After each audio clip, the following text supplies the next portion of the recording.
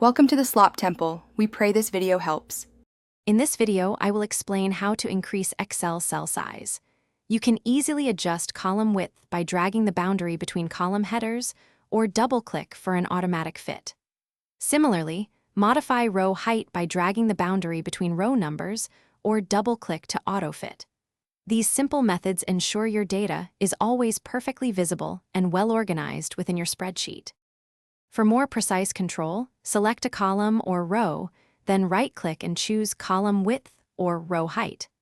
This allows you to enter a specific numerical value, ensuring exact dimensions. For instance, the default column width is 8.43 units, but you can set it to any number you need for perfect alignment and presentation. To save time, you can adjust multiple columns or rows simultaneously.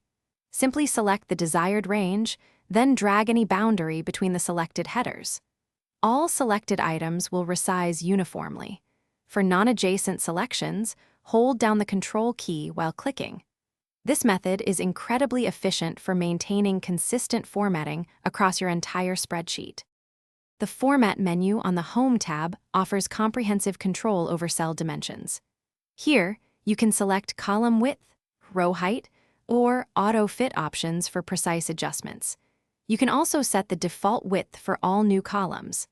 This menu is a powerful tool for managing your spreadsheet's layout, ensuring every cell is perfectly sized for clarity and readability. Thanks for watching.